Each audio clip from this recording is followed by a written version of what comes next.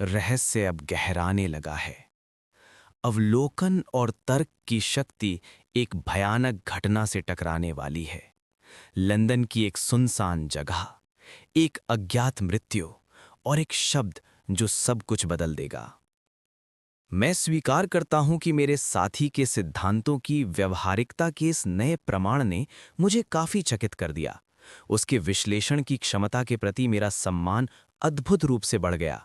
फिर भी मेरे मन में कहीं ना कहीं ये संदेह बना रहा कि ये सब पहले से रचा गया कोई दृश्य तो नहीं जिसका उद्देश्य मुझे चकित करना हो। हालांकि वो मुझे धोखा देकर क्या प्राप्त करना चाहता है, ये मेरी समझ से परे था।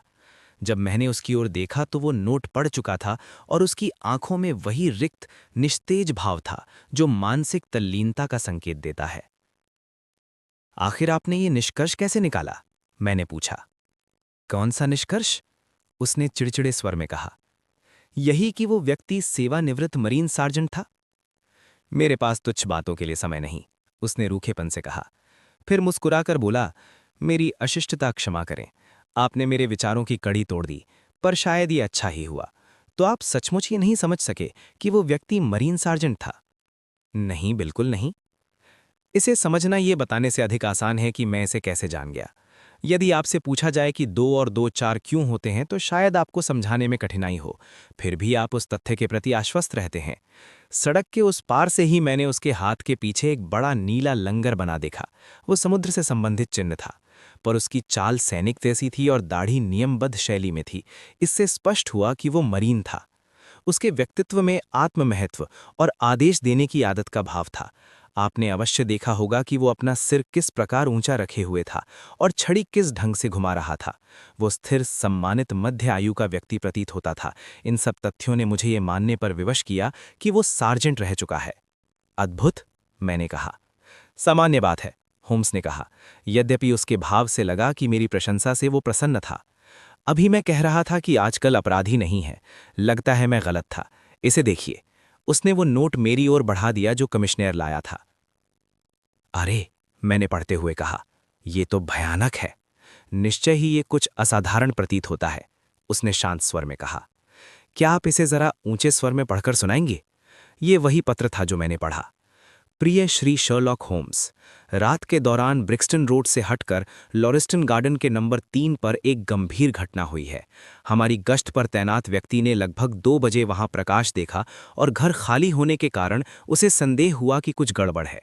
उसने दरवाज़ा खुला पाया और सामने के कमरे में, जो फर्नीचर से रहित है, एक सज्जन का शव देखा, अच्छे वस्त्रों में, जिसकी जेब में इनॉक जे ड्रेबर, क्लीवलैंड, ओहायो, यूएसए नाम के पाठ थे। ना तो चोरी हुई है और ना ही मृत्यु का कारण स्पष्ट है।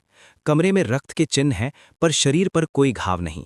ये भी समझ में नहीं आता कि वो खाली घर में कैसे पहुंचा। यदि आप 12 बजे से पहले आ सकें तो मैं वहां मिलूंगा। सब कुछ यथास्थिति रखा गया है। यदि आप ना आ सकें तो मैं अधिक विवरण भेजूंगा और आपका मत जानना चाहूंगा। आपका विश्वसनीय Tobias Gregson. Gregson Scotland yard के लोगों में सबसे तेज है, मेरे मित्र ने कहा। वह और लेस्ट्रेड दोनों ही उस साधारण समूह में श्रेष्ठ हैं। दोनों तेज और ऊर्जावान हैं, पर अत्यंत परंपरागत। वे एक दूसरे से ईर्ष्या भी करते हैं। यदि दोनों इस मामले में लगे तो कुछ रोचक होगा। उसकी शांति मुझे विस्मित कर रही थी। निश्चित ही एक क्षण भी व्यर्थ नहीं करना चाहिए, मैंने कहा। क्या मैं गाड़ी मंगवाऊं?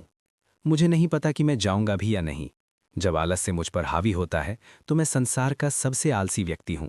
हालांकि कभी कभी अत्यंत सक्रिय भी हो सकता हूं। पर यह तो वही अवसर है जिसकी आपको प्रतीक्षा थी। मेरे प्रिय मित्र, इससे मुझे क्या लाभ? यदि मैं रहस्य सुलझा भी दूं तो श्रेय लेस्ट्रेड और ग्रेगसन ही ले जाएंगे। यही एक अनौपचारिक व्यक्ति की दशा है। पर उसने आपसे सहायता मांगी है। हाँ, वह जानता है कि मैं उससे श्रेष्ठ हूं, पर वह इसे किसी तीसरे व्यक्ति के सामने स्वीकार नहीं करेगा। फिर भी चलकर देख लेते हैं। यदि कुछ और नहीं मिला तो कम से कम मुझे हंसने का अवसर मिलेगा। आइए। हम तुरंत निकल पड़े। मौसम धुंधला था। घर भयावह प्रतीत हो रहा था। नंबर 3 लॉरेस्टन गार्डन उदास दिख रहा था। छोटा बगीचा, गीली मिट्टी, पुलिसकर्मी और भीड़। होम्स तुरंत भीतर नहीं गया। वह शांत भाव से जमीन और आसपास का निरीक्षण करता रहा। घर के भीतर एक बड़ा खाली कमरा था। फर्श पर एक व्यक्ति का शव पड़ा था, चेहरे पर भय और घृणा की विकृत अभिव्यक्ति। कमरे में रक्त था, पर शरीर पर कोई घाव नहीं। जांच के दौरान एक स्त्री की विवाह अंगूठी मिली। जेब से कई वस्तुएं निकलीं, घड़ी, अंगूठी, कार्ड, पत्र। फिर दीवार पर रक्त से लिखा शब्द मिला, RACHE। लेस्ट्रेड ने दावा किया कि हत्यारा रेचल नाम लिखना चाहता था। होम्स ने कमरे की अत्यंत सूक्ष्म जांच की, माप लिया, धूल एकत्र की, हर चिन्ह का निरीक्षण किया। अंत में उसने कहा, प्रतिभा का अर्थ है अनंत धैर्य के साथ परिश्रम करने की क्षमता। यह परिभाषा भले ही उत्तम न हो, पर जासूसी कार्य पर अवश्य लागू होती है। वे लोग जिज्ञासा और कुछ हद तक तिरस्कार के साथ उसे देख रहे थे। वे स्पष्ट रूप से इस तथ्य को समझने में असफल रहे, जिसे अब मैं महसूस करने लगा था, कि शर्लॉक होम्स की सबसे छोटी क्रियाएं भी किसी निश्चित और व्यावहारिक उद्देश्य की ओर निर्देशित होती थीं। आपका क्या विचार है, सर? उन्होंने एक साथ पूछा। यदि मैं आपकी सहायता करने का साहस करूं, तो इस मामले का श्रेय आपसे छीन लेना होगा, मेरे मित्र ने कहा। आप लोग अभी इतना अच्छा कार्य कर रहे हैं कि किसी का हस्तक्षेप करना उचित नहीं होगा। उसके स्वर में गहरा व्यंग्य था।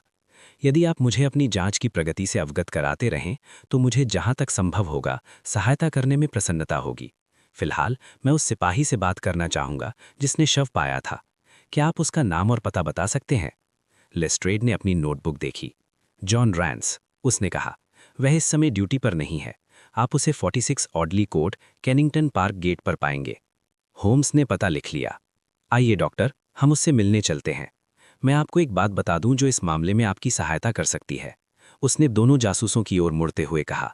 यहाँ हत्या हुई है और हत्यारा एक मनुष्य था। उसकी ऊंचाई 6 फीट से अधिक थी। वह जीवन के उत्कर्ष काल में था।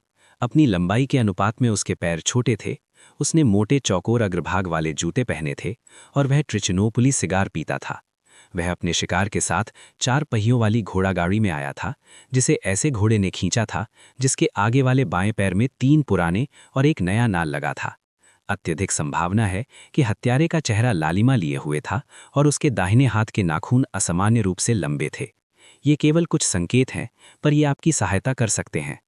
लेस्ट्रेड और ग्रेगसन ने अविश्वसनीय मुस्कान के साथ एक दूसरे की ओर देखा। अगर इस व्यक्ति की हत्या हुई तो कैसे? पहले ने पूछा। जहर से, शर्लॉक होम्स ने संक्षेप में कहा और आगे बढ़ गया। एक और बात लेस्ट्रेड, दरवाजे से मुड़कर उसने जोड़ा। राखे जर्मन भाषा में प्रतिशोध का अर्थ देता है, इसलिए मिस रेचल को खोजने में अपना समय ना बर्बाद करें। यह अंतिम व्यंग्यात्मक टिप्पणी करके वह वहां से चला गया और दोनों प्रतिद्वंद्वी विस्मय से मुंह खोले खड़े रह गए। यदि आपको ऐसी रहस्यमयी और ज्ञानवर्धक कहानियां पसंद हैं, तो चैनल को सब्सक्राइब करके इस श्रृंखला से जुड़े रहिए। सत्य, तर्क और रहस्य की ये यात्रा अगले भाग में जारी रहेगी।